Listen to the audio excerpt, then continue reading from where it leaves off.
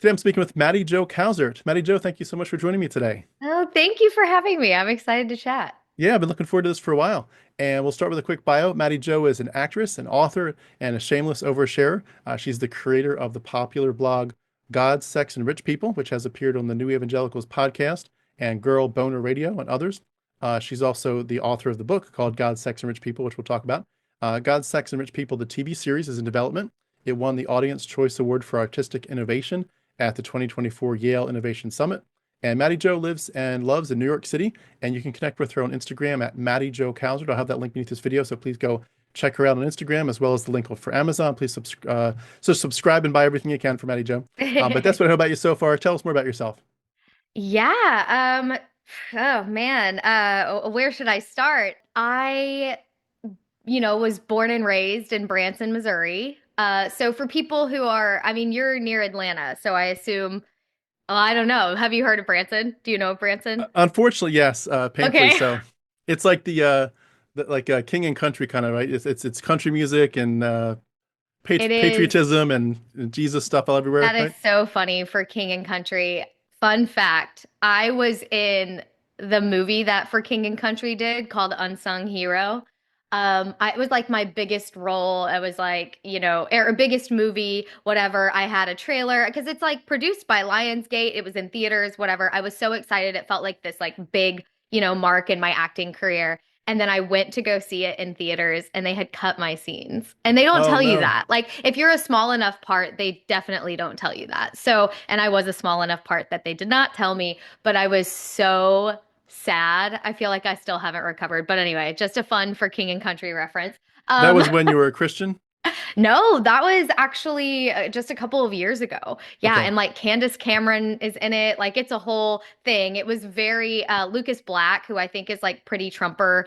And so it was really funny. I was like, clearly they didn't look me up before they cast me, or maybe they did, and it was an attempt to convert me with how nice they all were. Really, I have nothing bad to say. They were really, really, really wonderful. It was a great experience all around. But yes, just continually ironic all the roles that I get cast in because I'm always cast as like a mom and like I'm like, yeah, that's my alter ego for sure. But I was born and raised in Branson. So, well, I wasn't actually, let me take that back. I was raised in Branson, but we didn't move there until I was 5. And the whole point of like why my parents moved us there is because it was where we vacationed, right? So it was like, why not just move to your happy place?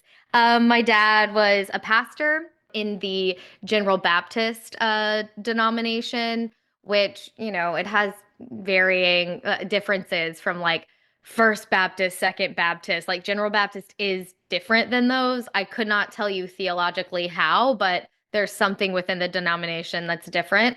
But it's essentially like Southern Baptist, right? Yeah. Probably still very much born of like white supremacy. So, and yeah, we lived there, and my dad worked in a youth ministry there and also pastored a church for a long time. We kind of hopped around Missouri a little bit, but then always ended up back in the Branson area. And yeah, I was like fully in it. We ended up joining a non-denominational church when I was in 6th grade. So I'm sorry, is this what you want me? You want me to just like go all the way in No, or a brief you're doing overview? good, but I don't want to cut you off from the chance to Okay. share something icebreakerish. So, but Uh-huh. put a quick pin in that, and we'll come Okay. right back to it. But tell us something completely quirky or fun, or a hobby, or an aspiration, or something, or your favorite drink at Starbucks. Anything that comes to mind. Ooh, anything that's well, honestly, like it sounds so basic. A really like my main hobby, well, not main hobby, but like a hobby that I have is just health and fitness. I'm like a huge meathead. Like I lift weights, I lift heavy, like I'm not a bodybuilder, but like as close as you could get to that, which people like so it's an ongoing joke every time I start at a new gym or something. There's always some employee that asks me if I want to be a personal trainer, and I'm like, no, I do not want to be a personal trainer. This is just my hobby. I don't want to monetize it. So I am kind of a meathead. I could tell you and give you a full review of like every commercial gym in New York City and probably some of the private gyms too. But I'm not Well, a trainer. you're putting me to shame. I've got 4 kids, and I'll tell you, it's hard to find time to take care of yourself with 4 little ones. but it's Hmm. definitely on the radar of like I gotta do it. So I Yes. appreciate the reminder to take care of our bodies. But well, that's awesome. Well, going back to your story, Hmm. when you were growing up, in these churches and so forth with your family, number one, was it your parents had like already been Christians well before you were born? Is that Hmm. correct? And therefore it was, they weren't becoming Christians, they were already Christians, establishing a home to make it a family that's going to honor God. Is that correct to say? And then, what were some of the memories you have, if that's true, about like what the messages you got from them at home and at church about the Bible and about Jesus? Yeah, so I say in my book, my roots in America are my roots in evangelicalism are as deep as my roots in America because both of my great grandfathers were Baptist pastors. Both of my Oh, wow. grandfathers were Baptist pastors, and then my dad became a Baptist pastor. So my mom was a preacher's kid. My dad was a preacher's kid. Sort of his dad came to the faith later, because he went through like a getting sober story. He was an alcoholic, became sober, and then became a pastor. But then, yeah, my dad became a pastor. So I come from a long line of Baptist pastors. So it is Wow. definitely like in my bloodline. It is in my DNA. Hmm. But I will say that, so yes, it was assumed that, they would raise us in a Christian household. Obviously, my dad was a pastor at the time.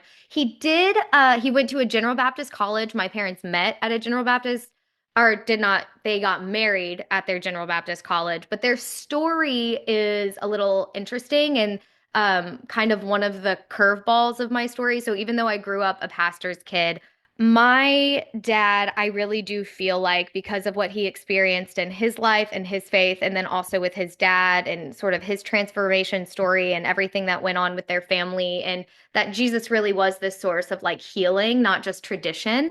Um, I really do feel like my dad believed in a Jesus of love and compassion above all, of humility, of empathy, of servitude. So that is what I learned at home. I learned a Jesus with those traits. And similarly, my mom, she actually didn't have a great experience in church growing up, but her dad was like that. Was like, we worship a Jesus of love and compassion. And she also had we come from a long line of strong women on the Shonda side. So like, my grandma JoJo was kind of an atypical pastor's wife, right? So my mom had this like interesting combination of parents, especially coming out of like the 60s and 70s and 80s, where like her dad was actually the softer one in the family. Her mom sort of like threw down and was the breadwinner, you know? Hmm. So between that and then also I feel like some of the shame that my mom experienced from the church growing up, and then purity panic, my parents actually got pregnant before they were married. So I think in combination with some of that, they were very aware of the systems of like shame and judgment in the church. And so they really doubled down on that not being what we learned at home. That was Hmm. not the Jesus of the Cowsert household. So I think my parents really struggled to find a church where they really felt those values were reflected. And maybe just for a long time because of the culture, like they were just in denial about it. I don't know, like, but we moved around a lot, like, because my dad couldn't keep a job at a lot of churches because he didn't play into the politics of church. He was like, no, this is the mission of Jesus. This is how I live it out. And he was very authentic in that. And had a lot of integrity in living up to those values. He actually got fired from two places, and one of them was like they knew that my dad was very beloved in the community, and so they wanted him to lie and say it was his choice to leave. And he was like, and if he did that, they would give him like his full severance package, basically, or a more robust severance package, I think. I would have to square away the details of that, but I do know there was a threat of withholding severance to some degree with that. And my dad said, "No, I will not lie to everyone after I've stood in front of them for the last 4 years and stood for honesty and integrity, right? And not lying." Like, so Wow. so he really got a lot of pushback in those communities. So then finally in around sixth grade, we joined a church that was like, a hip non-denominational church.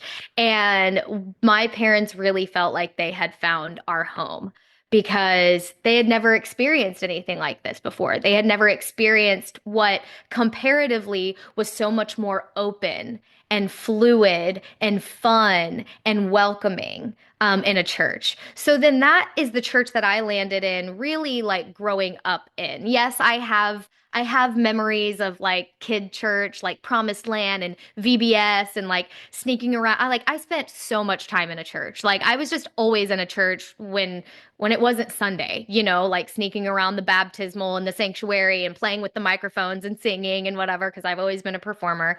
But my sort of like core memories and what really formed my faith was when we landed at that non-denominational church when I was in sixth grade. Because now it wasn't just the power of, these beliefs within my house. It was like peer pressure.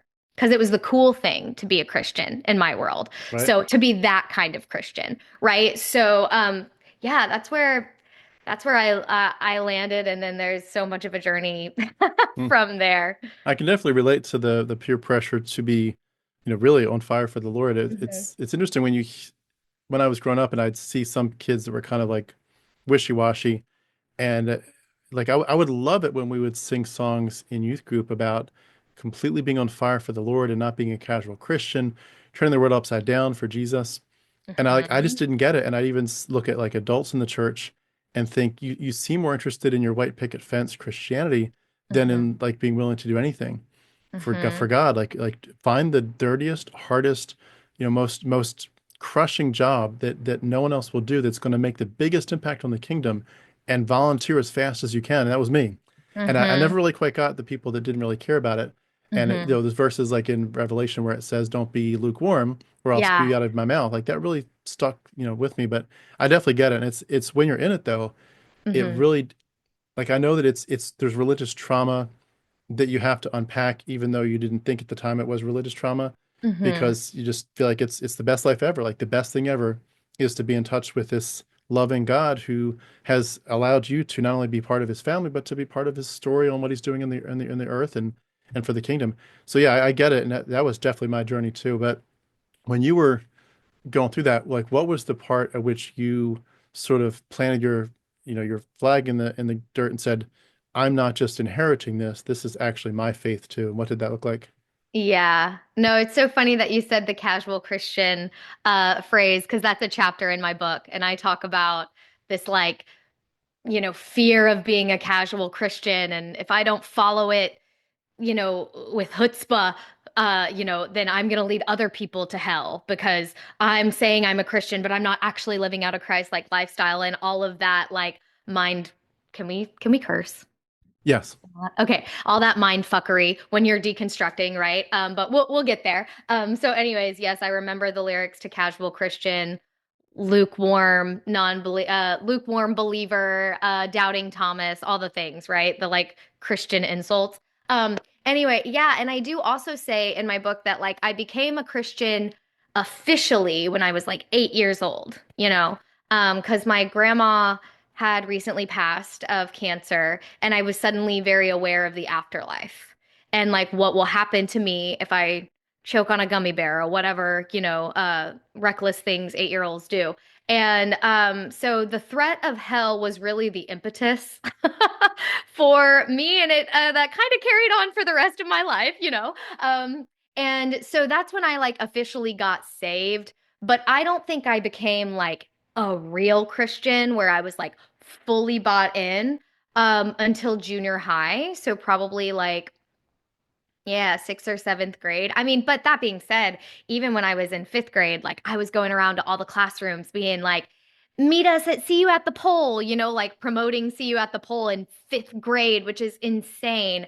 So, in fifth grade, I probably would have said like I was bought in too. But when it was really a decision of like, this is how I'm going to live my life, was really around puberty, right? Because there was so much of the purity culture conversation happening too. So I was like, and boys were starting to be interested and interesting, and so I needed to decide like what am I going to stand for. And my church, as many churches do, masked a lot of the systems of control and shaming with a veneer of welcoming and living in righteousness and all of that, right? So it was very hard to, you couldn't see it when you were in it because it all seemed so good. Like all of the repercussions of it were so good. I mean, I didn't spend my spring breaks going to like Panama City Beach or whatever. I was doing volunteer work.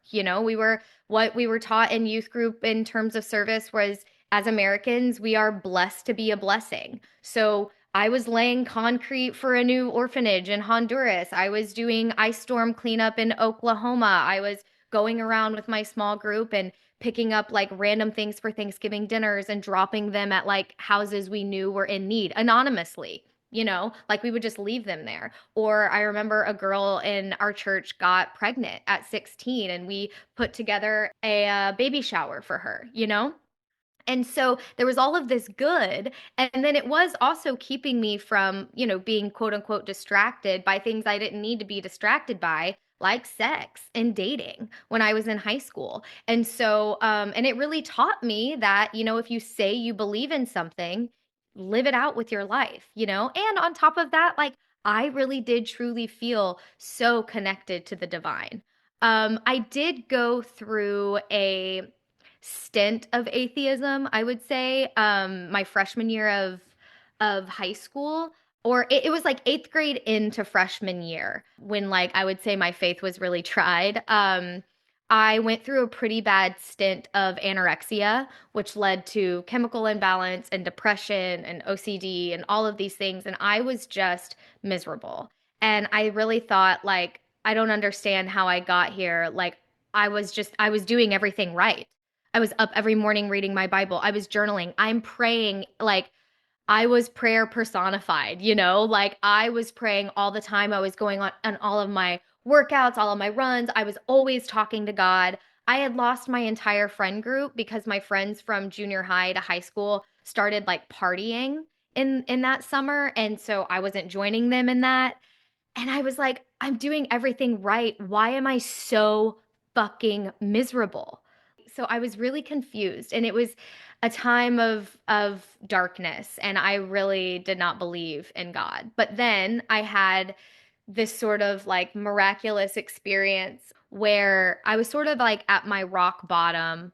I was on vacation with my parents and my family. I'm one of four, so talk about Did four they kids. did they know about your faith struggles at that point? They didn't know about my faith struggles, but they knew I was severely anorexic. Okay. And, just being on vacation is so triggering because it's like food and bathing suits and, everything. And so I was up in our hotel room and everybody's down at the pool having a great time. Here I am in paradise and I am curled up in a ball wearing one of my dad's shirts and just like cannot move. And I'm just sobbing.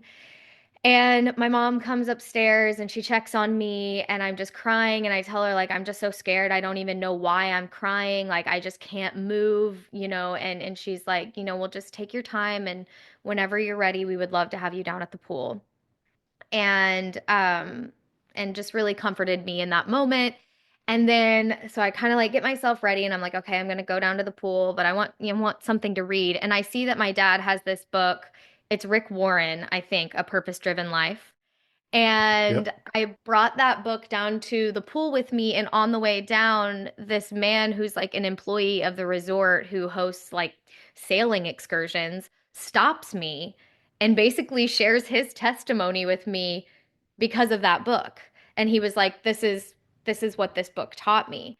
And I really felt like that was a divine rescue of saying like, I'm still here even though you feel so alone and you feel so isolated. I'm still here. I haven't gone anywhere. And so that moment for me, in addition to like, it's such a long story, but in addition to, I ended up going to a theater camp um, a year later that really opened up my eyes to a lot of things. That's a big part of my story and in my book. And I really felt in touch with God in like a very just no words could express kind of way, just like a visceral way. And again, I wouldn't have known it was like necessarily being in touch with God. Like I don't think I would have used that language. I just felt the most myself and I felt the most accepted. And I was like, this is where I get to be fully expressed for the first time. And that to me was like being fully connected to God. So I felt like I had this really deep connection with God. And so that really motivated a lot of my decision from there because I had been taught basically in church that the reason I have that connection is because like if I want to continue that connection, I have to adhere to all these rules. I say like I had that connection and then the church kind of co-opted it and created conditions around it. And because that was my environment all the time, I just believed it. And so I really feel like my belief was mostly coming from like a really pure and good place. And also, again, like living in alliance with what I said I believed, like even if it's hard, even if it's uncomfortable, I'm going to do it and do it with conviction. And so, yeah, so then it's just like all the more detrimental when, or all the more difficult when all of that sort of like starts to crumble away. Mm, Because I really was so personally connected to all of it. And like I said, like yeah. I was bought into the purity culture thing. Like I had the purity ring. I didn't date in high school. I had like one boyfriend briefly, and then I had another boyfriend who lived like 8 hours away. So that was kind of my workaround with the purity culture thing. Like, well, we just don't see each other that much, you know? But I was very much like, don't date without intent to marry. So if I'm probably not going to get married anytime soon, why date, you know? And I definitely brought that all the way to college with me. I fully thought I was going to marry the guy that I dated in college because the goal was like have as few boyfriends as possible, right? You got to be pure for your husband. So, yeah, I There's almost would. like a implication there, a promise that's directly or at least implied that like if you do it the way you're talking about, Mhm, you're going to have this wonderful marriage and great mhm. sex life and 10 little children to raise as soldiers for Christ. And you get Yeah. this real sense that like your purity and your waiting and these boundaries that you put up are actually going to unlock just blessing upon blessing. And Oh, it's pretty totally. pretty amazing the way that that works. And obviously there are, some people that do occasionally have that kind of story, but for a lot of people it obviously blew up in their faces as we know. But I was just going Yeah. to mention one quick thing as an aside. It's interesting how you were talking about that guy that saw you with the book and commented on it. And it's funny. I've been thinking a lot about how, like, what my mind is always going right now to the psychology, like, what were we in, not just theologically and with the mythology of Christianity, but like psychologically, how did they get us and how do they keep us and why did we think it was so wonderful? Why were we in love with our captor? And one of the things that's interesting Mhm. is when you think that they really sort of trained you to think that every little wonderful irony of like just how ironic is it that would happen. You go into the grocery store and you need to buy a loaf of bread, and lo and behold, it's on sale today. It must be a God thing. I need a parking spot right there. Bam, it's there. And you end up, Mhm. of course, anything that doesn't work out, you think either that's the devil or you're just like, oh well, I guess God's busy with something else. Yeah. But you end up connecting anything good or anything ironic with God. This is God's doing things. And, Mhm. in a society that's just steeped with Christians, the Mhm. likelihood that you're going to bump into somebody that's going to want to share their gospel story with you, their Yeah. testimony with you is pretty high. It's not Yeah. that ironic. But I noticed that a lot with myself as when I was younger, that everything that I could attribute to God, and especially to his personal work in my life, I Mhm. pretty much did because you Mhm. want you feel already theologically special, like you just know that's what God's doing. He's Mhm. the author of your story, and he's very vested in your success. But also just in the selfish sense, you want to feel special. You want to know Mhm. that you're not aimlessly drifting, and especially when you go through some hiccups in life, you're like, well, that kind of blew up in my face. That didn't work out so well. You're kind of Yeah. hoping that God's going to restore the years that the locusts have eaten and do something beautiful in your life. And Mhm. that song, He Makes All Things Beautiful in His Time. You're like, Yeah. well, I want to kind of be in alignment so that when that time comes, God can just zip me right into blessing. Mhm. And it's crazy when you look back at it and think, no, there was some things that just randomly happened, and they're just Mhm. random, and they weren't a God thing, they were just a thing. And Mhm. it's kind of weird in some ways to start unpacking and undoing that, thinking, there's nobody that's and I was a Calvinist at the end of my time, so there's nobody that's Whew. foreordaining and predestinating Yeah. my journey. But when you're in it, again, when you're in it, it feels very comforting. It's like this wonderful, warm security blanket that's just come out of the dryer. You're just like, oh my gosh, it feels so comforting to know that he's looking out for me every little step, even the incidental things. He's looking out for me. And it's crazy Yeah. what it does to you. And it also unnerves you on the other side when you first get out. You're like, wait, so this is just random? Like, there's nobody Yeah. protecting me. Like, I can't pray for protection on this when I'm driving. Like, if Yeah. I'm protected and I'm safe, it's just because I'm a safe driver and I just happen to not be near a drunk driver or whatever. But it's weird both on both sides of it. Yeah. Yeah. I think looking back on my high school years and even some of my college years, I am grateful though for that time because like I said, it honestly beats even with everything that came with it, with the purity culture trauma and having to undo it in my adult years and whatever. It sure beats the sort of like aimless lack of structure, lack of anything, knowing anything, and just being like at the whims of your hormones, right? Like as most teenagers do, and Yeah. just sort of going by whatever TV is telling them to do or whatever. Like, I'm glad I had some, even if it was not true, I'm glad that I had some conviction and was abiding by an absolute truth because it gave me structure in a time when you really need structure. It gave me a locus of control, even though I didn't really have any. But that's okay because when you're a teenager,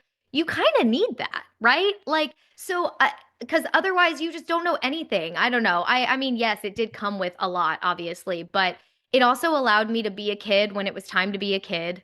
Like I wasn't focused on drinking. I wasn't trying to be cool. I was silly and I was really focused on school. I was such a goody two shoes. I graduated, valedictorian. Like I missed out on so many things because with my friends, because I was just like studying.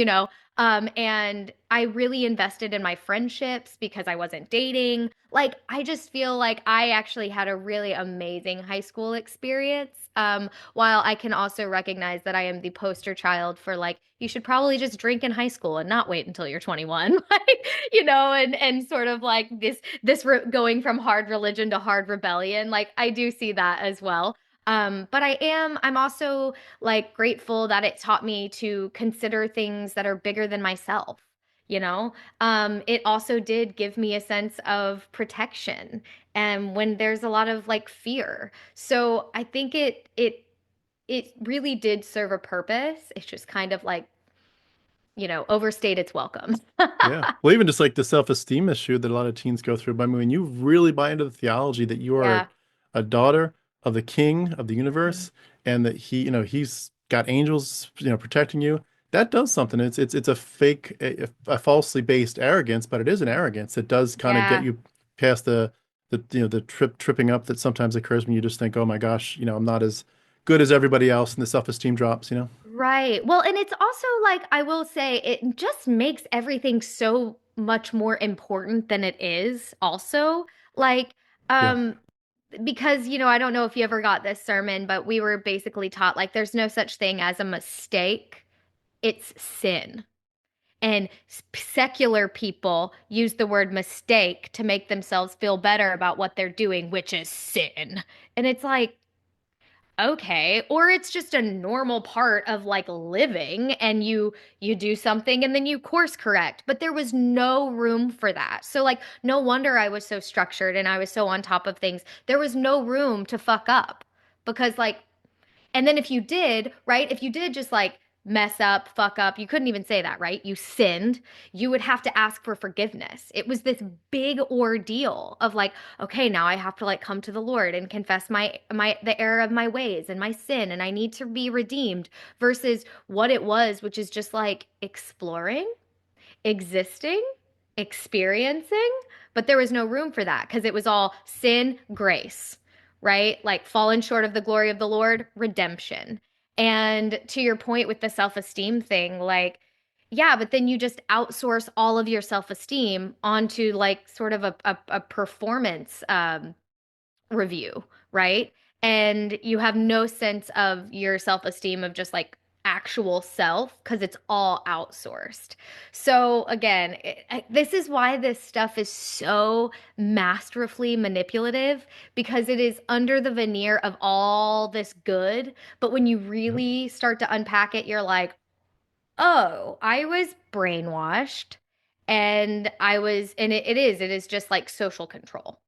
But that's tangential. Well, I was just curious. But yeah. Speaking of brainwashing, I would love to, start to move a little bit, at least towards Hmm. your book. Hmm. And in light of that, could you give us a background in terms of purity culture? Hmm. A lot of people don't really get told much. Hmm. Were your sort of circles of information, education, all that, were they giving you any kind of balanced perspective on like keep it pure, but we're glad to talk about it, or was it just like hush hush? A lot of people I think go into marriage not even knowing what sex even is necessarily, or at least how the how the all the world parts work. But Hmm. were you informed and just being pushed towards purity? What was that like? And then like what were Hmm. some of the details of the purity culture and maybe even gender roles? Like what was your expectation if you had stayed on the straight and narrow? What would Hmm. it have looked like for you over the next few years in terms of marriage and family and children and all that? Oh God. Well, first of all, I was in the world of Christianity that's like obsessed with sex. So they're always talking about it, but always in a very specific way, right? Which is like, don't do it. Stay as far away from sexual sin as possible. Because the worst thing you can do is sin against your own body. And by the way, the only way to sin against your own body is sexual immorality, not having donuts and Mountain Dew for breakfast. That's not a sin against your body, but like this is, right? Like cigarettes are not a sin against your body, but sex before marriage is, right? Very selective. Um, and so I was only ever taught about it. I think in that sort of like this is the way that it is good and right and holy and perfect. And any other iteration of it is bad, bad, bad, bad, bad, bad, bad. And the repercussions of it are if you have sex before marriage, if you have a sexual desire before marriage, if you get a little handsy and go too far with someone before marriage, the punishment is forever singleness. That you will never get your MOG, your man of God. You will never get a spiritual leader because you will be undesirable. The worst thing to be as a woman of God is not chosen by a man. Our entire world revolved around being chosen. That's it. So you just have to do everything possible to be a delightful choice. And the biggest way you can do that is to remain sexually pure. And so those were the narratives. And then on top of that, I didn't get sexual education. I think like the extent of my like anatomical sexual education was like in seventh grade. We saw a graph of like a flaccid penis and like some ovaries. And that was it. It was like girls get their periods, boys have wet dreams. That was the extent. And then after that, it was all of the bad things that can come from sex. I do remember my teacher teaching us how sex works, which is that the penis goes into the vagina. I don't think I knew that before that class, honestly. But then everything after that, I can't even remember when I learned what a clitoris was. I don't think I probably New York, honestly. I don't know when it was, but it was definitely wasn't like in class. My parents did talk about sex, but again, only within the confines of marriage. So, um, my mom was very open about the fact that she had sexual partners in high school and it wasn't great. So I have this part in the book where she basically tells me it's okay to masturbate. So I was getting some varied, messages because at church it was like, don't masturbate. Like, absolutely not. That fuels the fire, Well, right? That's gonna make you like masturbating is gonna make you a sex addict. And then there was all the gender roles about like boys are much more visual than girls are. And I got some of that at home, but not as intense. So like my mom would say, yes, it's okay. And especially in high school, like you should be exploring your own body so that when it does come time for you to have sex, you know what you like and you can help tell your partner. We did have that conversation one time, but it left a mark. It really did. I was like, "Oh, if mom says so, you know." And then she said, Mm, "And your sexual time spent or your sex life will be better spent with yourself," is what she said right now. It's not going to be good with high school boys anyway. You're going to subject yourself to a lot of scrutiny and shame from your peers. Just don't do it. It's not worth it. So that was kind of the conversation I had with her. Um, and then my parents had this like amazing marriage where they were like super all over each other, kind of gross looking back. I'm like, why were you guys like that? But they're like, super affectionate, whatever. And so I sort of thought, okay, if I wait, this is what I have to look forward to, you right. know? So I think that was intentional. They were trying to model for us like what a healthy sex life within a marriage looks like versus a lot of other teenagers like their parents are either divorced or they don't touch each other, and then, yeah, at church, all the girls had purity rings, and it was the gender roles were like, it's like boys are super visual, so don't do anything to cause them to stumble. So I don't know if you Of remember course. this trend when like there were words on all the butts of pants, like the Yeah. butt, it's like the juicy couture kind of thing, but it was on everything. We were told not to wear those because, a guy can just be shopping in Home Depot trying to find a hammer and all of a sudden he'll think about your butt with the words on it out of nowhere and then all of a sudden he's got an erection in public and it's all your fault.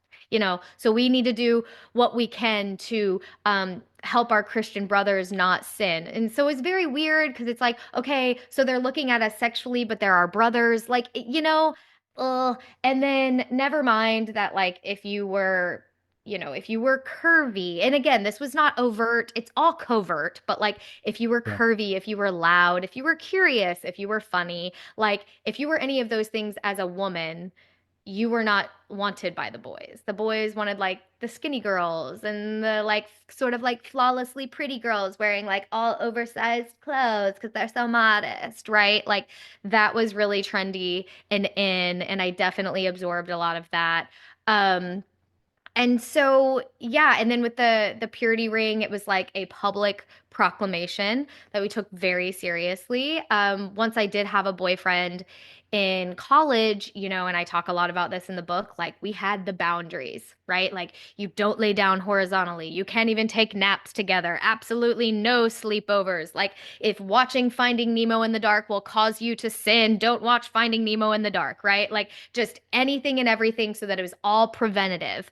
And then I had plenty of friends who were like saving their first kiss until marriage. And it was sort of like the more intense your boundaries, the more attractive it made you. It's like so strange looking back, but that is the world that I lived in. And Well, it was the yeah, the Joshua Harris kind of world, the I Kissed Dating Goodbye. totally. If you can, I mean, that's basically that's the currency. That's the currency, Yeah. the virginity, the modesty, the purity. It Hmm. almost seems though like when you look back at it, it's fascinating to me in a couple ways. Number one, a lot of women end up sort of describing it, not all that I've talked about this, but a lot of them say it felt like I was being treated like a commodity. Like I was kind Yeah. of under my daddy's roof, but I was actually kind of owned by him, not officially, but like he's protecting my virginity. So Hmm. I'm kind of like pledging my virginity to him, and then I'm kind of pledging like future pledging my virginity to my husband, but then I'm actually giving myself to him. And that certainly almost implies, Hmm. at least in a lot of sub-Christian cultures, that when you finally get married, that you're basically your husband's property almost, and especially sexually. And there's verses that talk about your body's not your own; it belongs to your partner. And Hmm. I know the Bible says it goes both ways, that his body belongs to you, but you still, a lot of women I think tell the story where they go into it thinking like I really have to be totally available to him, and it sort of gets really frighteningly close in many of these discussions to the idea that there's no such thing as marital rape. And I mean, I know there are some groups I've come across where they actually say that. And there's this one group even where I've come across where the pastor's wife has said a man is never trespassing in his own garden. And like the idea that like this is, once you say I do, you're pretty much promising, nonstop sex. And Open obviously, access. yeah, I have open access, and obviously the chances for just endless abuse is off the charts in those kind of groups. But what was it like? Did you feel like you were being treated as a commodity, or did you feel like even if they hadn't, that you like, was it a pride sense where you would have wanted to be treated that way because it keeps the boundaries so tight and keeps you kind of on that pedestal of like, this is a girl that's worth a million, a million virginity bucks, let's definitely keep her high and mighty on this scale. So that the good guys, the emojis as you put them, I've never heard that before, by Yeah. the way. The Yeah. emojis would be like, because for a lot of people too, there's this mixture of it's the virginity, but it's also the idea of the status in the church and ministry. Like, am I going Mhm. to be a good pastor's wife? Am I going to be a missionary's wife in some way? Like, I have to do this, but also I don't just want to be pure for the sake of my bodily autonomy or my bodily purity, but I really want to be valuable in the sense of like, if I truly believe that God wants to turn this world upside down, then in a lot of our minds, that's usually done in marriage. And it's by, a guy that's sold out for Jesus and a woman who's going to back him up and kind of be his supporter in every way, the help meet, as we used to say. Yeah. And it's like, The did help. you feel like that came into the equation for you at all? Um, that is such a good question. When I talk about some of this, my dad gets really confused because he's like, where did you get this? I didn't teach you girls this stuff. And I'm like, you didn't. You're right. You did not. But we did not spend all of our time hanging out with you. We spent a lot of our time hanging out with other people, and that's where we heard it. Um, and we did hear some of it from him, right? Like there was, but not a lot. Actually, a lot of the purity culture stuff I didn't hear from dad. The one thing that I did that I kind of going back to the property thing that just gives me the biggest ick looking back is that we treated the purity culture or the purity ring seance ceremony, as I call it, like it was this sacred, beautiful thing. But basically, I remember my dad saying to my sister, like, you get this on your 15th birthday, and it is a symbol to the world that you are God's and you are your father's, your heavenly fathers and your earthly fathers until your wedding day when that ring is replaced by your wedding ring and then you become your husband. And it's like, oh my God. Like, and he said that. And I'm like, did he actually believe that? Or, in his mind, was it just this like beautiful symbolism? Like, ugh. But because like that's not really what I saw in my mom and dad's marriage at all. They were very egalitarian. My father definitely took on more of like a maternal sensitive role, similar to like what my mom explains her dynamic with her parents were like my dad was more of like the feminine in his feelings. My mom was like the breadwinner and kind of like holding down the fort. She was definitely gonna like bully some bitches for us if we needed it. My dad would have never, like he was the softer one, the tender-hearted one. And so they shared all of the household responsibilities. Like my dad was never like, you need to be barefoot in the kitchen. My mom did not cook. My dad did all the cooking. Like, so I don't know. So in my mind, yes, like being married was the pinnacle of my existence. And I, in fact, had never, ever even considered that I would make it past 23 years old unmarried. It like never even crossed my mind. I was like, yes, you go to college, you get married. Duh, that's what you do. Even if you have aspirations beyond that marriage, you still do it in a marriage. Like you still get your man of God. And so to me, because of like what my parents had, that's what I thought I would have. I'd have a burgeoning, like sex life and everything. And when we'd be very affectionate and we'd be so happy together, like living our lives together. And so I didn't really ever think of myself in terms of like my status in the church necessarily because I never thought that was going to be my path. Like I definitely never wanted to like marry a pastor or marry someone in ministry. Okay. But it was sort of like egoically, what does it look like? What does our relationship look like to the church? Are we like the church power couple? Like he's super hot and super holy and like I'm the same. Like that's I wanted to be exceptional. So I wanted to like do all the things to be sort of like yeah, the power couple at the church. I was curious, And what was the thought about the being a pastor's wife or missionary's wife? Like, what would have sounded off-putting about that life? it's so funny. My high school boyfriend actually ended up becoming a pastor, and I'm always like, even when I was religious, I was like, oh, bullet dodged. Um, and and then I also joke that I think it's my fault because I'm the one who gave him blue like jazz. And that just like turned him more Christian. And then my college boyfriend was Catholic. And so I was kind of like, well, if he wants to go into ministry, he'll have to become a priest. So that's my out, you know? I think it was just because I saw how what my dad suffered, how he was sort of like always at the whims of his financial situation was in the hands of bored, poor people, and I was like, I just don't want that for myself. And I didn't buy into the whole mega church thing. I thought it was really culty. I grew up around James River Assembly, which is like always in Instagram memes and everything for everything they're doing on their stage. And so I was like, that will never be me. But that's the only way you can really make money as a pastor is if you pastor for a mega church. And I never like felt, even though I really wanted to be like, the holy woman of God, I never felt into the like personality qualities of that kind of woman. I was not a quiet and gentle spirit. Like my joke is, even when I did ballet, I kind of looked like I was doing field hockey on my tiptoes. Like, I'm not graceful. It's just not who I am. I'm loud, I'm curious, like I am a critical thinker. Like, I want to see the world. I was very adventurous. So I was just like, I will never jive with someone who just like wants to have like a quiet wife who like volunteers at church. That was never going to be me. But I still wanted a man of God.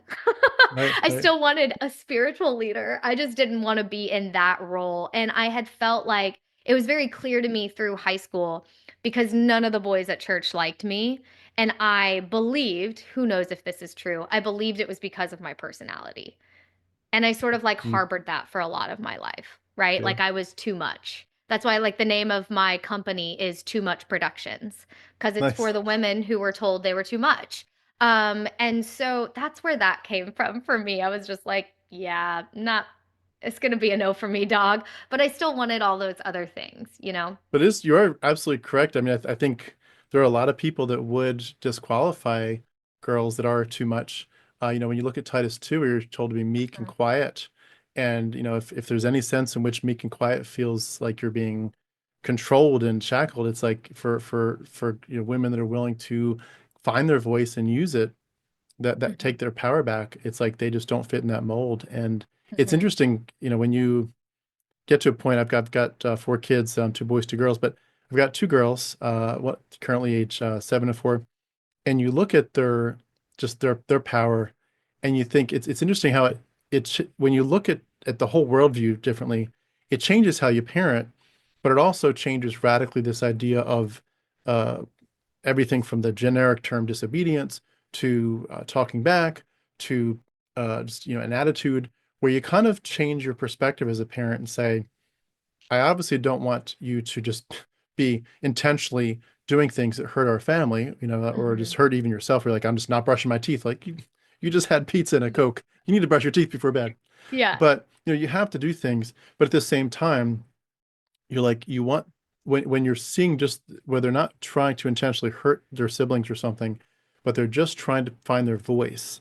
You're like, you want to empower that. And I love how, as a deconverted person, it's fortunately I did deconvert long before my kids were, old. They were, all Mhm. very young, and it changes your perspective. And you're like, I want you to find your voice. I want you to find who you are, not just in terms of the biggest pictures of worldview and belief system, but even just in your personality. I don't want you to Mhm. feel like you've got to fit into a mold.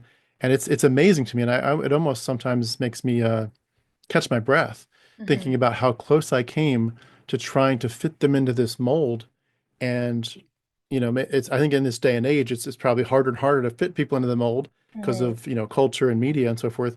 But there's a lot of Christians that do a pretty good job of being ultra sheltering and keeping the world away. You watch 10% of Disney at best, and you Yeah. don't watch anything that's outside of the norm of a very and that was me. Like my Mhm. and I even still I kind of feel weird in saying this, but because that's what I grew up with. Like, did you see the movie Pollyanna as a kid? Yes. Like That's so Pollyanna, funny. like and I that kind of stuff. used And that term in my book, and my editor was like, "What does this mean?" I was like, "What does this mean?" but like I grew up like Anne of Green Gables and Little House on the Mhm. Prairie and Yes. the Waltons. Like that's my world, and I still like and Andy Griffith's show, Mayberry. That's my world, Yeah. like in depth. So when I people's like, "What's your favorite movie?" I'm like, Pollyanna, but it's really true. Or The Sound of Music, like that's part of who I am. But for a lot of Christians that I've come across, that really is the mentality. Like if we can keep you sheltered, so you don't know that there is such a thing as finding your voice and being sassy, then and especially if we can sort of beat the shit out of you whenever you do it, we will Hmm. keep you in this little box. And boy, if you get someone in that box till they're, 12, 13, 14 years old, and they associate that with not just your relationship with them on the earthly level, but like, wow, like I get it that I can't be sassy and talk back to my parents because they were training me to not be sassy and talk back to God. Like Hmm. the subservience to my parents was a training ground for my willingness to submit to the Lord. And wow, if you get that in your psyche, it's hard to undo it. Yeah, I think I am grateful because again, even though my whole life was like church, church, church, and it was obviously such a big part of my development and whatnot, I did have these like glimmers of my parents being so grounded and like having a different perspective that at the time I don't even think I really clocked it as a different perspective, but now, being older, I do.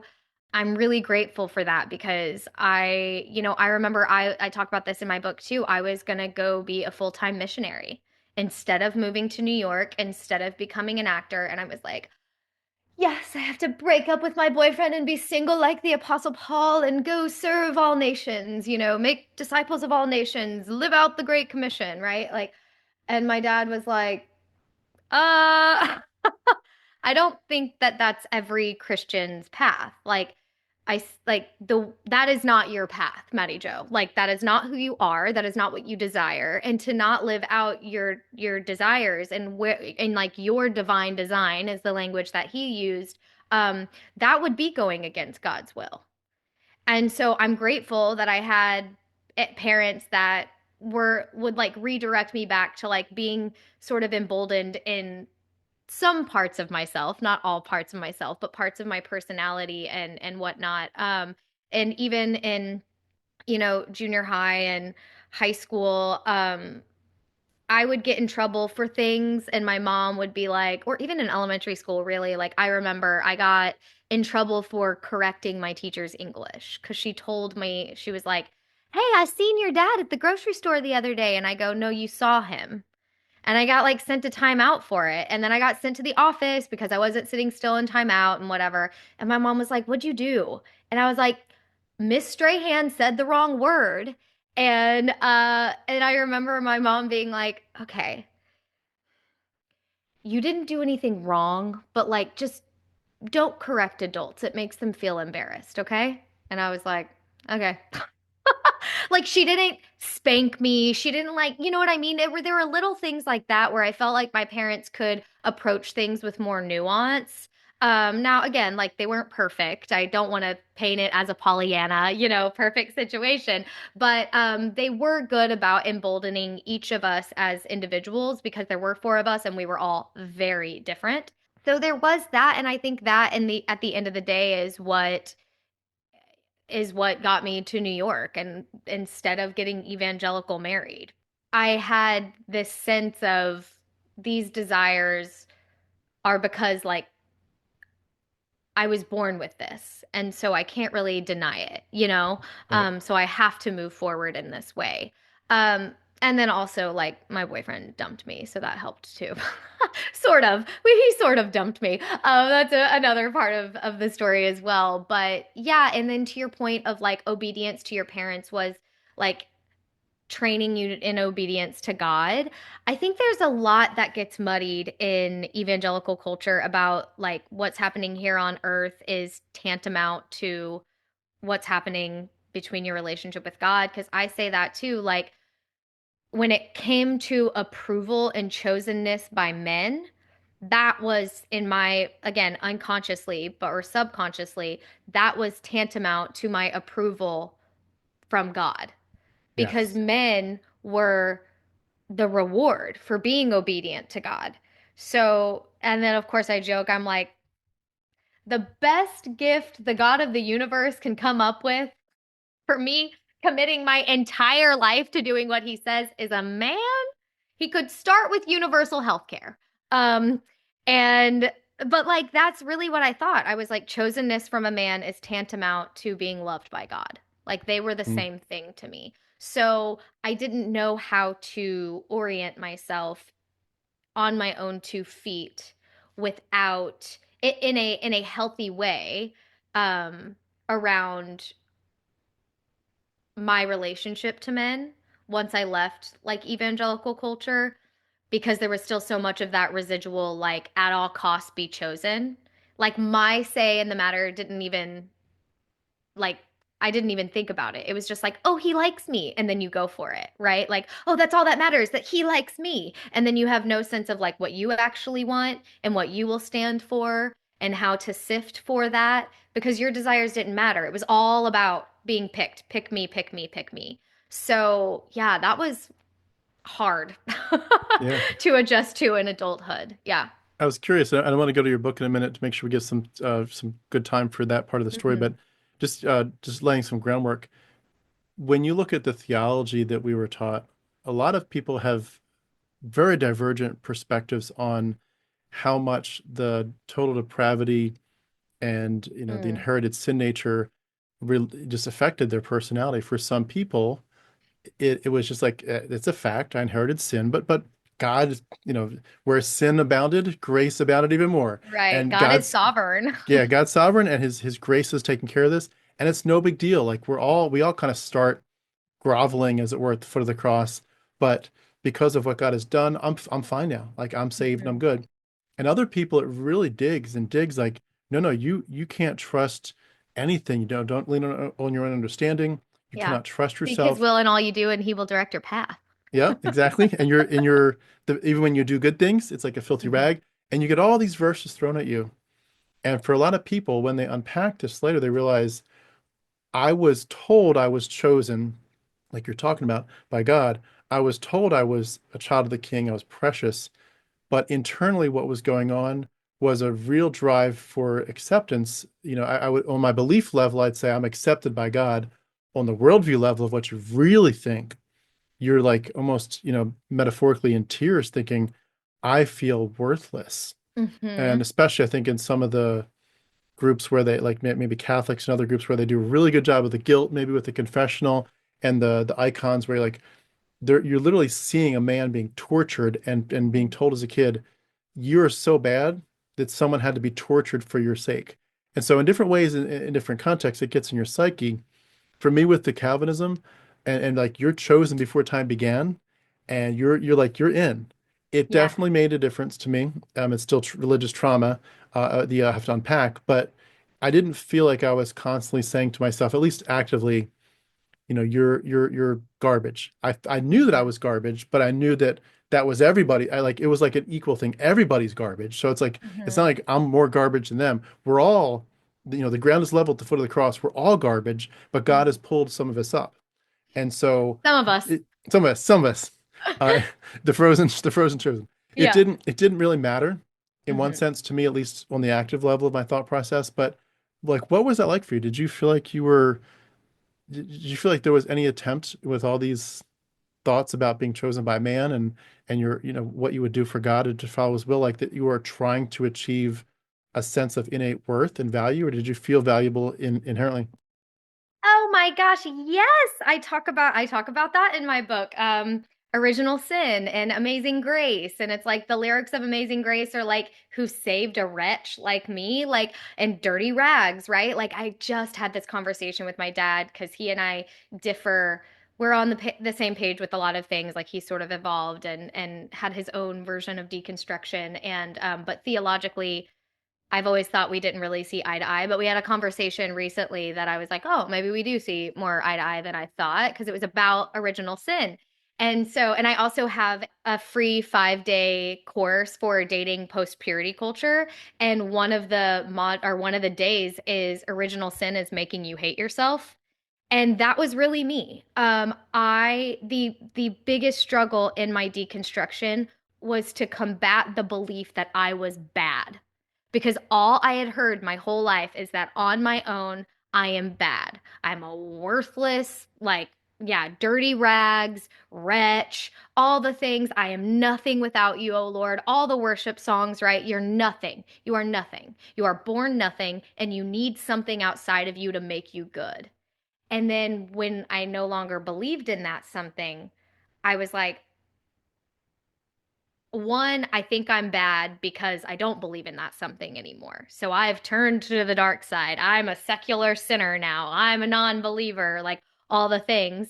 Um, I'm being sexually active for the first time. So there's all that guilt and whatnot as well. But then on top of that, I didn't know how to love myself because I wasn't taught that anything about me was worth loving without the love of Christ. I didn't need to love me. Christ loved me. But now does Christ love me? I don't even believe in God. Like there was like, or I don't believe in Jesus as the Messiah and he came to die for our sins and all of that. So I did not know how to love myself. I did not even know how to be neutral about myself, really. I realized that I was just a walking self-flagellation station. Everything I said about myself was mean.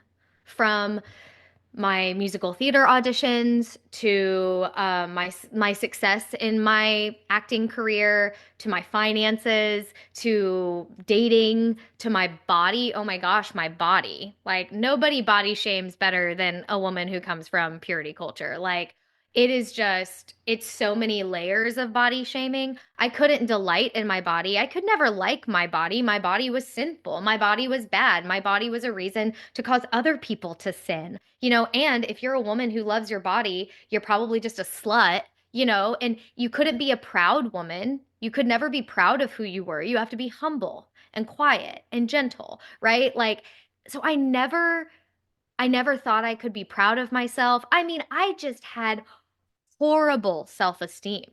And I don't think I Mm. realized that until I started to deconstruct. I was like, wow, all of my self-esteem has come from being saved from something outside of me. On my own 2 feet, again, I don't know how to do this. And so the hardest thing for me to combat was the belief that I was bad, that I was just like piece of shit sinner. And even when I no longer actually believed in sin or hell or Jesus is the Messiah, I still had those feelings. And so it was a total rewiring of my brain to figure out how to love myself, how to first even just be neutral about myself, to just stop saying the like personal internal beratement. And then so too you can repave those neural pathways, and then you know you change your thoughts, you change your outcomes, or you actions, you change your outcomes. So things started to change once I knew what was going on in terms of like my internal narrative around original sin. And it's also Mm. annoying because original sin is just a theology talking point. It's not like they always believed that. So it wasn't even until St. Augustine, which is like, 400 years after. It's like this was not something that was assumed from the beginning, right? So anyway, yes, I have lots of thoughts on that, but it absolutely wrecked my self-esteem. Mm. Well, I did want to make sure too. I feel like we've been dancing around this one main pivot point before we get to your book. I wanted to go next into your story about your actual deconversion itself. Like, Mhm. what were the early seeds and how did that go? Because it's it's a really big deal to finally Mhm. say, like, officially, I I have looked at this a million different ways. There is just no way this is reality. There's no way I believe this. So, I want Mhm. to ask you about that. Like, what was it like to actually start to think through this? What were those early seeds? And Mhm. then, what was it like the actual whatever day, week, month that you actually said, I'm not a Christian anymore.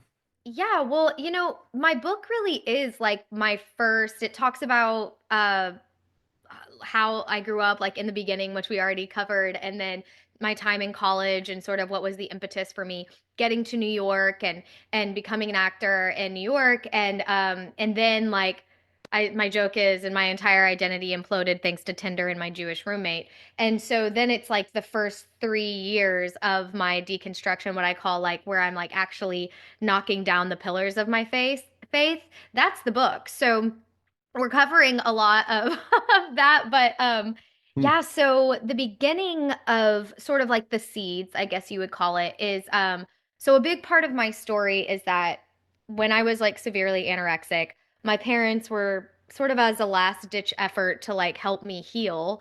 They were like, you know, we want to send you to do something that you really, really want to do. And um, my brother, again, long story, but he had this girlfriend who at the time who was born and raised Upper East Side rich, okay? And so I had talked to her years past about like, she's like, "What do you want to be when you grow up?" And I'm like, "An actress." And she's like, "Oh, you have to go to theater camp." And I have no idea what that means. Like all I've ever heard of is church camp, right? But then we get to this time, I'm 15 and my parents are like, "What do you want to do this summer?" Because I couldn't get a job yet. Like I wasn't old enough to get a job, and I didn't really have any sports camps that I was looking at. So I was like, I'm going to go to theater camp. And so I just Googled theater camps in the US, and the first two that came up were Stage Door Manor and French Woods. Now, on the East Coast, this means everything. Everybody knows Stage Door Manor. Well, if you're of a certain like, tax bracket. And I know this because once I started nannying for rich people, all their kids go to these camps, right? So summer camp is definitely like a culture of rich people. So I didn't know that. So I just thought I was going to like fun theater camp. And I decided to go to French Woods. Literally, the only reason is because they also had fun activities like, skiing and horseback riding. And I was like, I could horseback ride and I could be in theater. That sounds like a great way to spend 4 weeks in the summer. And then I looked at the price tag and I was like, what? So even in like, I think it was 2005, it was still like $4,000 a session to go to this camp. So I don't even want to know what it would be now. And I have preacher, teacher, parents, youngest of four, small rural town. I was like, well, we don't have that kind of money. And so I brought it to my parents and I was like, yeah, but it's $4,000. And dad was like, no, no, make it happen. And I was like, okay. So then I raised all this money to go to this camp. I put together a raffle with like theaters in Branson. I would ask them, will you donate tickets? Like whatever. I walked dogs. I babysat. I just had like random donations. Like my community really rallied together to help me get to this theater camp in New York. And it's actually like in upstate New York, right? And I go and there were some kids from Atlanta, but for the most part, it's all kids from other countries who have like gone to boarding school all year and then their parents ship them off to summer camp for the entire summer. And same with like the East Coast kids. Like it was all East Coast kids. There were some kids from California because it's like a very elite theater camp. Again, I did not know any of this. So I get there and people are like, "Where are you from?" And I'm like, "Missouri." And they have no idea where that is. And then also they're all there because this is just what they do, right? Like, and I'm here because I freaking raised the money at a car wash in the Walmart parking lot to be here. So I am like very serious, right? Like I'm very focused on learning my lines and da da da da. And this is where I feel that I experienced the divine really was like, oh, this is so there was just a click for me, like, oh, this is just my calling. Like I'm going to be an actor. That was it. But at this camp, I, for the first time in my life, met gay people and I met people who were not Christian. They were Jewish. And the chapter in my book where I talk about this is all caps, everyone is going to hell. And I'm like in sort of a panic because I'm like, all these, like, but I really like them. Like, these are my like weirdo compadres, Like, I really like these people. And it's for the first time I feel really seen. I don't feel like I'm too much. I don't feel like I'm something else. We're all too much. We're all something else. And we get to congregate here in the woods of upstate New York. This is amazing. Like, who needs church? Like, those are my feelings about it. And so that was really confusing because I was like, wait, should I like evangelize to them? Like, it was my first time just being in a world that wasn't my homogenous Christian community. So that was like a little seed that was planted. And then I just from that point forward, I like wanted to be in theater. I just knew that that was my thing. Then I became a theater kid athlete, and then ended up going to college for theater. And then once I was in college, so many of my friends were gay. And I just kept getting like closer and closer with them and hearing their stories and hearing them just be actually devastated about being gay. And I remember one of my friends said, like, because he came from a very religious family who was like very not okay with it. And he was like, "You think if it was a choice, I'd choose this?" Like, and I was like, "Yeah, man, like this narrative around like, oh, they just need to choose to not be." And then this whole idea, and then the answers that like pastors were giving me, they were not satisfying. I was like, and I say this in my book is like, why were people like my friends or like I talk about my gay uncle Phil and like what an amazing man he was. Why were they not good enough for God? If God is so all loving, why were the margins for accessing that love so narrow? And I would get things about my pastors would say like, I invited this gay friend to church and then one day he just wasn't gay. And I was like, if I was witty enough back then, I would have asked if this gay magic trick happens in reverse. Like, is that what happened with the priest? They just came to church and then got gay. And I and I would also get things like, it's not about being gay, it's about acting on their gay impulses. And I was like, so if you're born being attracted to the opposite sex, you get to enjoy the like beautiful love of romantic connection and sexual connection, but if you are attracted to the same sex, you don't have access to any of that. None of those experiences are on the table for you. That's kind of cruel. Why would God do that? So then you would kind of get back to what they really think is that these people are choosing to be gay, right? And Right. then the other thing was like, hate the sin, love the sinner. And I was like, yep, that doesn't work either. Like that is just judgment masquerading as care. And so none of it was satisfying for me. And I obviously stayed in the theater community. So it just kind of like kept reinforcing itself. And I was like, this God of love and compassion that I've learned does not, like, this is in direct conflict because these people are not just labels to me now. They are humans with hearts and stories that matter. And that's when I realized, like, it's really easy to demonize people when you don't actually know them. And that has continued to play out in our, nation's history and current situation. So that's when I was like, yeah, that there's some cognitive dissonance here.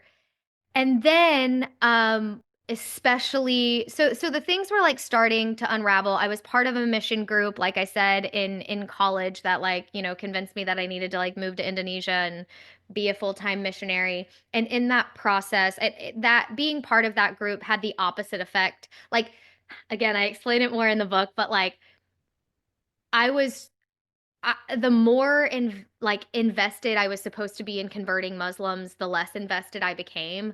I was like, I think they're fine. Like, what are we doing here? And it just all felt very self-important. It felt really driven by ethnocentrism and racism and power and subjugation more than love. And I was like, this is just, it's like we went to Indonesia. There's so much need that we could have been directly helping with. They had just suffered a massive tsunami.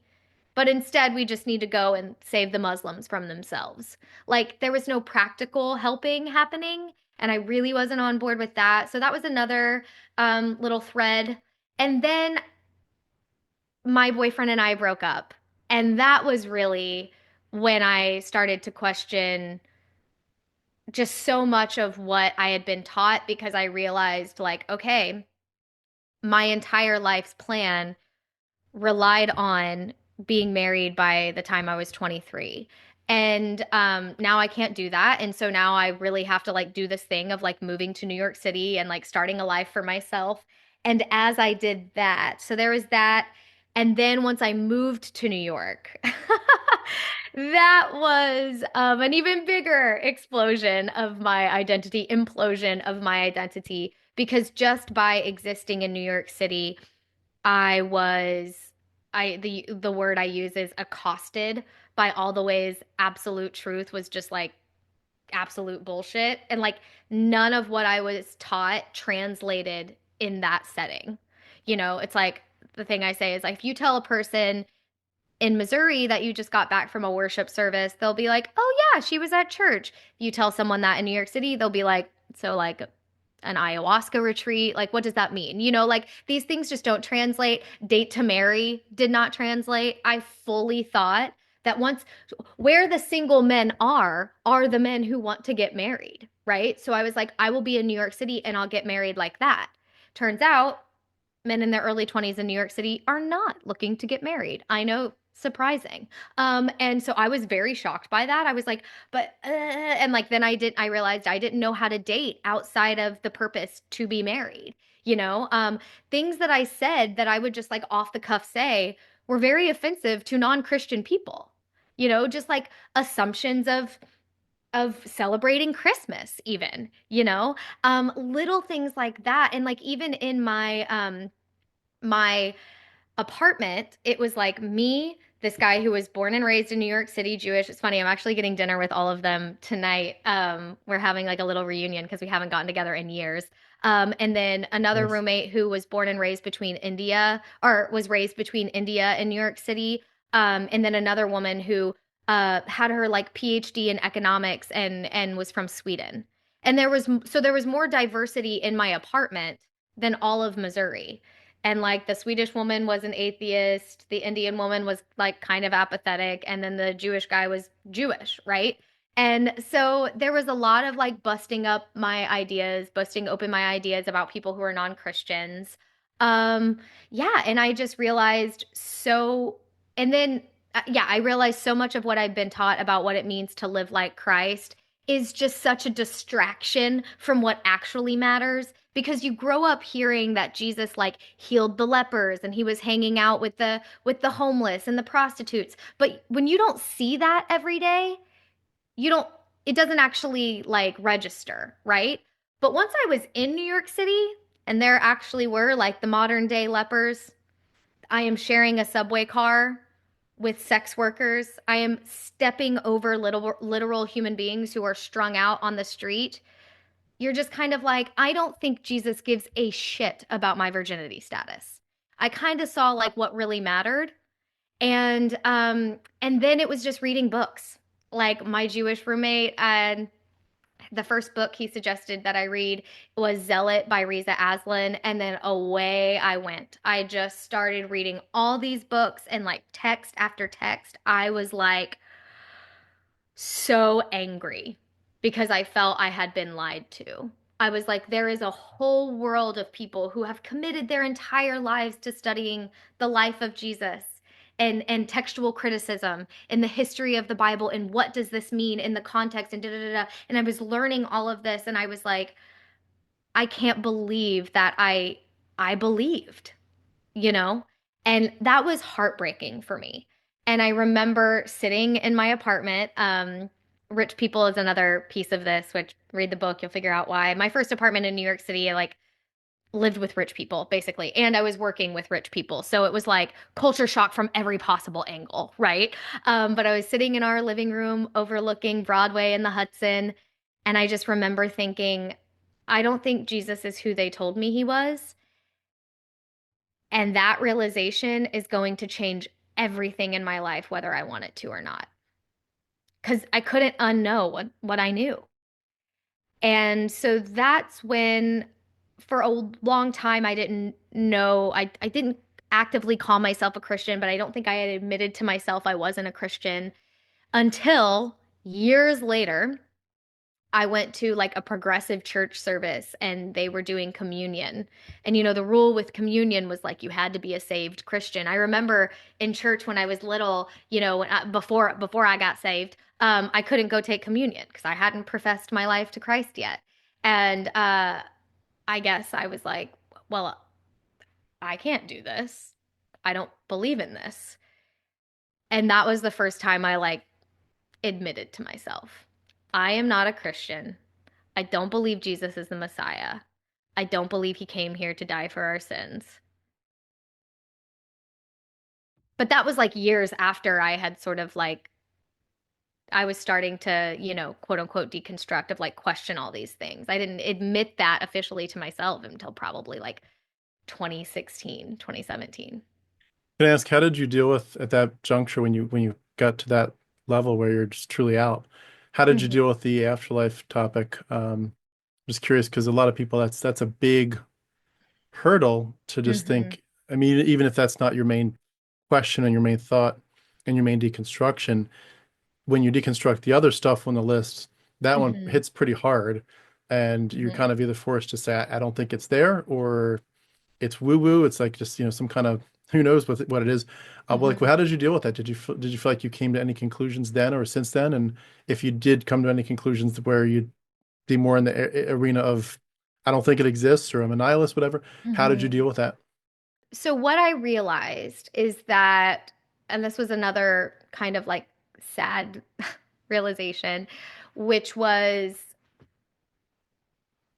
I was mostly buying into all of it because I was afraid of hell. And I didn't grow up fire and brimstone, but it was said just enough and subtly enough, and again, covert. Um, if you're not a Christian, you're going to hell. And so that was a big motivator for me. And so I realized when I started to be like, I don't know if I believe this anymore, very quickly, and when I wasn't abiding by a lot of the Christ-like lifestyle tenets anymore, I was like so afraid of hell. And I realized that my entire moral compass was basically around the threat of hell. I did not know, and I talk about this in my book too. The chapter is called Hell Yes, Oh Fuck. And it says I didn't know how to make decisions in my current life that didn't boil down to the fear of what would happen to me in my afterlife. And so when I if I removed hell from the picture, I was like, if hell doesn't exist, do I still want to insert whatever, right? Do I still want to do this? Do I still want to do this? And that's how I started to sort of formulate my moral compass, which then I realized, yeah, this isn't even necessary. I'm still a perfectly great person without the threat of hell. Like I didn't need that. That actually made things worse, you know? Um and so for me, when it comes to heaven or hell, I can't I can't say what I do believe, but I know what I don't believe. Um, I don't believe that it's like heaven in the sky, hell in the depths, bad non-Christians go to hell, Christians are in heaven. If that is the case, and I also joke about this in my book, then that means MAGA pastors are in heaven. I would much rather be in hell. Like, send me to hell with the gays in my two-piece swimsuit. I don't give a fuck. That sounds like a much better company than whatever's happening up there. Um, and what I know of love and what it is, I just don't think that that could exist. Like, oh, here's a big, expansive world, people, that I made for you. But then I'm going to make the margins of accessing goodness so narrow. Like, that's not love. That's like having a kid and then being like, hey, kid, unless you do exactly what I say at all times and always listen to me, always come back to me, like fucking Stockholm syndrome, I'm going to beat your ass your whole life. That is that God. And I'm like, I don't believe in that. I think if there is an afterlife, um I think there because I do believe in an afterlife. I just don't think it's like one thing. I think it could be reincarnation. That to me makes a lot of sense. Um like reused energy, right? Like the scientific energy or scientific law which just says like all energy is converted basically to other energy. Like yeah, I think that would be true of like a person's life. You could reincarnate or you stay on earth and you just like fuck with people. Like I believe in that too because like I've had experiences with like ghosts and spirits and things like that. I'm actually quite afraid of it. And so I think maybe there's some of that.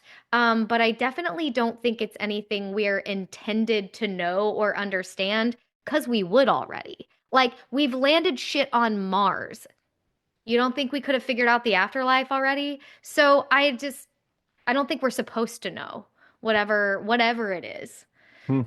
It's interesting. I love hearing people's responses because we're all obviously just kind of poking Hmm. at this thing and trying to figure out we're blind, we're in the dark, trying to figure out Hmm. what do we think and what are the ramifications. There's so many ways to look at it, and I lean more towards the I don't think we go anywhere. I Yeah. think we're just glorified primates and we'll return to Yeah. dust.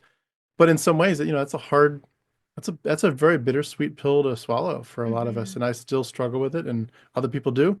But yeah, I love how you frame that a lot of this is based on our uh, de desire to just make sure that hell is just not the outcome, and especially if Yeah. you really believe in a place of torture, like you Hmm. just first and foremost you got to get out of that place, and the idea of eternity, like to tell a kid even though we can't fully conceptually, identify with how long eternity would be, but it's like burning and demons around you or something.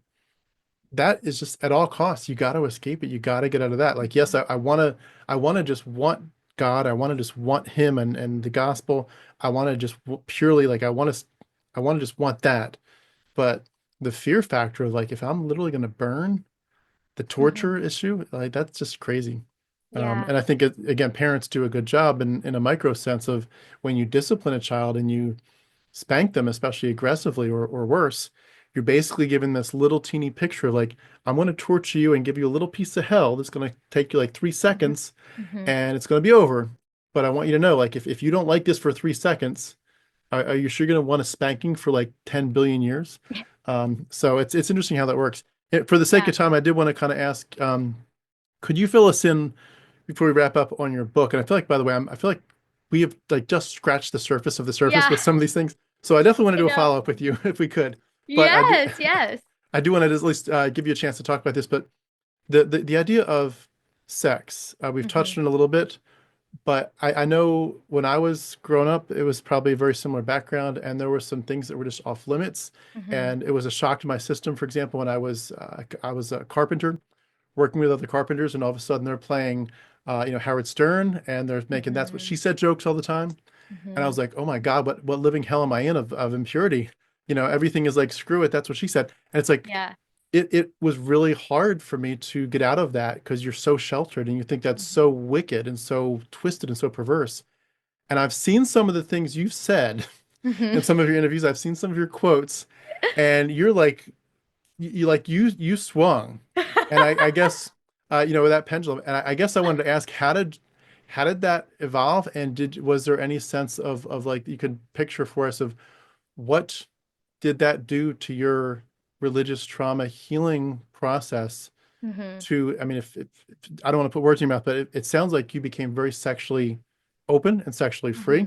Hmm. Hmm. If that's accurate, what did that do? And you mentioned at first there was some shame involved, but like as you got past the Christian theology stuff and the Christian worldview stuff, what did it do to become more sexually active to that process of healing and just reclaiming yourself?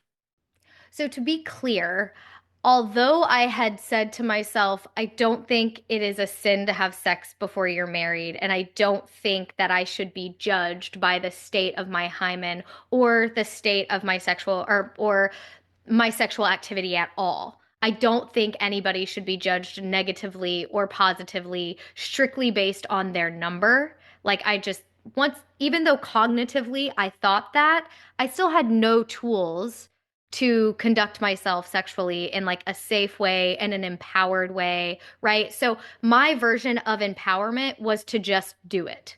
Like in my book I say I kind of wanted to have sex in like the abstract. Like, sure, I wanted to be sexually active, but like then I'd get in situations where I didn't really want to have sex, but I just kind of did because I thought I had to and I wanted to fit in.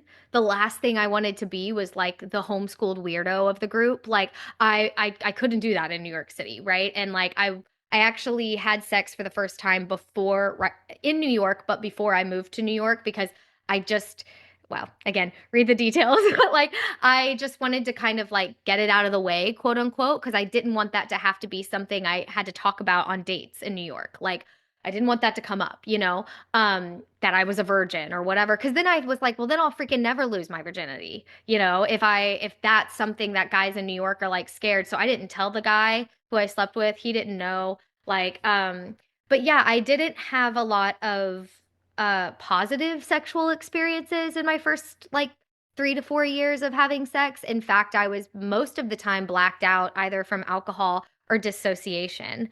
I was literally just doing it because of the pendulum swing. I call it the necessary pendulum. You have to kind of go the other way before you can find yourself in the middle. So it was my version of empowerment by saying, like, fuck you guys, I'm gonna fuck who I want, like, and I was kind of like, I don't know, sort of like in my way, showing off to my friends who were getting evangelical married, even though secretly I really wanted to be evangelical married because that would have meant that I was chosen, and then that would have meant something about my value as a woman, right? I was all of this was happening all at the same time. It wasn't like then I did this and then and then and then. It was like I had busted open some things cognitively, but I still sort of believed them subconsciously. It wasn't until I started to really like what I come out of my fog, where I learned about, as I had mentioned earlier, like the effectiveness of recreating or creating new neural pathways, saying different things to myself. I really went through this sort of overhaul of stories I told myself, becoming more self-aware. Why do I do the things that I do? How would I like to change the outcome? Because I was really in those first like 3 to 4 years, I was sort of just reacting to life. I wasn't an active participant. Everything was still, why is this happening to me? Everything else was to blame. I felt like I had no control. Everything was a system of reward and punishment. I didn't have any say in the matter. And so then when I underwent this sort of like self-imposed bibliotherapy segment of my deconstruction to reconstruction, I started to see how all of this sort of like lack of confidence and clarity was playing into my sex life. And then so I started to like be like, okay, I am going to be very sober and very aware when I am being intimate with men. And then what I realized is I didn't like what I was seeing. I was like, oh, this is bleak. Like, this is dark. Maybe this is why I was blacking out before, because the way that they were treating me and the way they were showing up sexually was horrible. And it was dehumanizing. And there was no respect. And I was like, okay, so now here's the second piece that I have to figure out how to better sift partners. And what does that look like? And having to learn that. And then this is a big bomb to drop right at the end, I understand, but it's sort of like the second part of my deconstruction was I was date raped. And then that began a whole other season of learning the minute ways that purity culture was showing up in my life. And I got into sexual trauma therapy. And that's when I really started to unpack a lot of that and to get better at what I call my blueprint for boning, to really say like, okay, this is what I want. This is my panty entry policy. This is who I will sleep with, and this is how I know. And getting like clearer on those things by showing up sober and open and clear-minded in my sexual experiences so that I could actually like, I call it like dating for data or dicking for data. Like you take this information and to make more informed decisions along the way. And then you actually have like a flourishing sex life. And that is empowerment. That is when you truly have control, when you have clarity and you're acting in alignment with your true desires, not what does secular culture say? What's the world saying? What does the Bible say? What does church culture say? No, what are my Mattye Jo desires? And then acting in accordance with those things. That's empowerment. Can I ask you a And quick that clarifying was, question? yeah. With just maybe frame it more as advice to somebody. Hmm. We're so used to the idea that if you just say something like, I just want to have sex, Hmm. that is treating perhaps yourself, but for sure the other person is this like we would have used before the like piece of meat, Yeah. An this you're object. an object, you're Yeah. objectifying somebody. And I think a lot of us would struggle with even at this point to say, like, I don't necessarily want this or that, like in some big relationship. I just truly not saying I would do it or not do it, just saying I just admit to myself, I just truly wish I could just have sex. Hmm. But for a lot of people to actually do it, I think would certainly bring up, whether it's triggering or not, they would be bringing up these thoughts of like, am I objectifying myself? Am I objectifying someone else? And is that for a lot of people, I think especially women that I've talked to, they feel like that's where they've come from. It's like, I have been objectified, and yes, my objectification kept me pure because I was an object of, Mm-hmm. value to pass from my daddy to my husband, but I was objectified, and now that I'm sexually free, like, yes, it's so different from purity culture in some ways, but it still fits into this box of I'm still an object in some Mm-hmm. ways. How did you, like, if someone was asking you for, your experience or at least your advice to them, how do you bring into this, like, how do you weed through the idea of, like, it's okay to just want sex, but Mm-hmm. also to say I'm not just a sexual animal. I am Yeah. an animal, but I'm also a very Mm-hmm. heavily evolved conscious animal, that I'm a whole person. Yes. And, like, I don't want to just have sex. I want to make love, and Mm-hmm. making love not starting with the body, but I want to make love to someone's mind, and have Mm-hmm. someone make love to my mind, and Mm-hmm. then make love physically. How Mm-hmm. do you weed through all that without, like, ongoing new traumas? Right. I get really frustrated with the binary in which we speak about sex. It's just sex or it's making love. To borrow a term from Erica Smith, who's a sex educator specializing in post purity culture, she says casual doesn't have to mean careless. There is a middle ground, and it all just comes down to respect. So, quick story. I wrote a blog about this called Winning London, about when I first experienced like respectful casual sex for the first time. And basically, how it started is this: I was in London. This guy who I knew from New York was back in London living there, and he kept inviting me out because he knew I was in London. And I was uncomfortable with getting together with him because the relationship we had at work was like pretty flirtatious. And I was at the point where I just like did not want to show up to something and then be expected to have sex. I was like, no, that is not what I want. And there's a lot I could say about that. Like, even if that is the expectation, you don't have to fulfill it, like whatever, right? But he just kept being, he was pursuing in such a like a sweet and kind way that I was like, okay, fine, I'll go, you know? So I go to this pub. It's like him and all of his finance friends. And finance bros in London are very different than finance bros in New York City. I'd rather shove number two pencils in my eyeballs than spend a Friday with finance bros in New York City. But in London, it was fun. And they were all so fun, and we had such a good time. And he kept introducing me to everyone. He was like, "She writes this blog. It's hilarious." And he kept like he kept referring to blog posts that I'd written. And I was like, he reads my blog? Like, I was so flattered. And just the way that he was kind of like, just proud to have me there, I felt very cared for and like, oh, he likes my writing, you know? And we had some really great conversations throughout the night.